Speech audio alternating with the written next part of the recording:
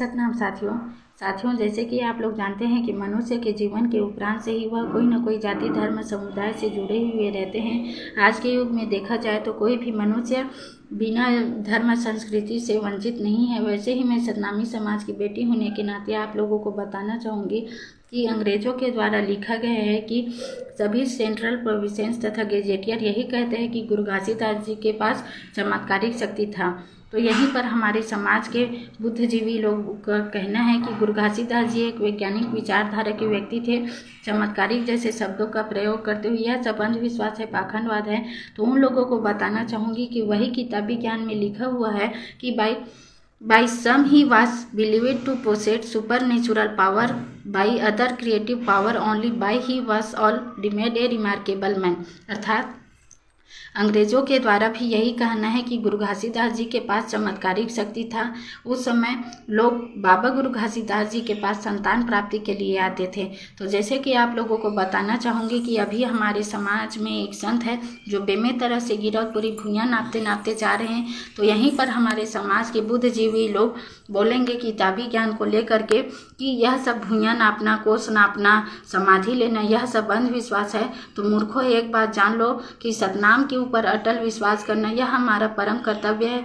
यह हमारा धर्म संस्कृति कहता है कि हम सतनाम सतपुरुष पिता के ऊपर विश्वास रखें और अपने धर्म संस्कृति का पालन करते हुए उन लोगों को बताना चाहूँगी कि सतनाम सतपुरुष पिता के जो महिमा दिखाया जाता है, जो चमत्कार दिखाया जाता है, वह कोई अंधविश्वास नहीं है।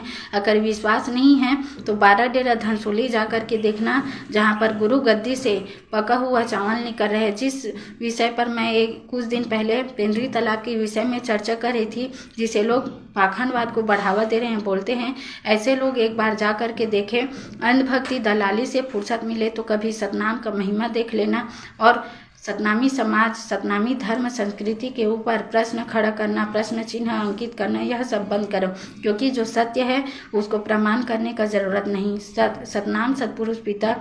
सतनाम सतपुरुष पिता के ऊपर हमें अटल विश्वास है। और हाँ, हम पाखंडवाद को बढ़ावा दे रहे हैं, क्योंकि जो सत्य है उसको प्रमाण करने का ज़रूरत नहीं है। जिस तरीके से आप लोग हमारे समाज के ऊपर टीका टिप्पणी करते हो, पाखंडवाद को बढ़ावा दे रहे हो, बोलते हो, तो हम इस पाखंडवाद को ज़रूर बढ़ावा देंगे, क्योंकि यह हमारा धर्म संस्कृति है। यह कोई पाखंडवाद नहीं है, न ही कोई अंधविश्वास है।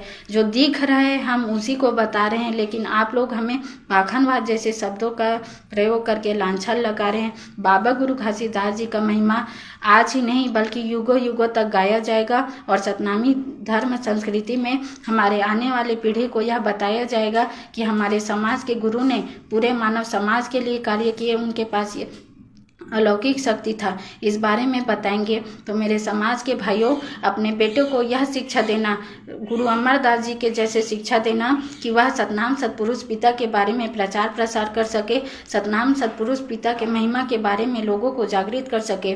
किताबी के ज्ञान के साथ साथ उनको धर्म संस्कृति का ज्ञान भी देना, क्योंकि धर्म संस्कृति का ज्ञान होना भी उतना ही जरूरी है जितना किताबी ज्ञान। तो मेरे भाइयों, अपने बेटे को वह भी शिक्षा देना कि वह अपने हक अधिकार के लिए राजा गुरु बालक दास जी के जैसा बने, वह अपने हक अधिकार के लिए स्वयं लड़े। राजा गुरु बालक दास जी ने एक उंगली का इशारा दिया, जिसे बुद्धिजीवी लोग बहुत कम लोग समझते हैं। ऐसा तो बहुत लोगों का कहना है कि किताबी ज्ञान में सब कुछ अंकित है। तो खैर छोड़िए, अगले विषय में आप लोगों को बताऊंगी अगले वीडियो में कि राजा गुरु बालक दास जी ने एक उंगली का इशारा किस लिए दिए। वैसे तो आप लोग जानते हैं कि उसका एक उंगली का इशारा क्या है। तो मेरे समाज के भाइयों, उठो, जागो, बढ़ो और अपने औलादों को यह संस्कार दो कि हमारा धर्म संस्कृति क्या कहता है। जय सतनाम।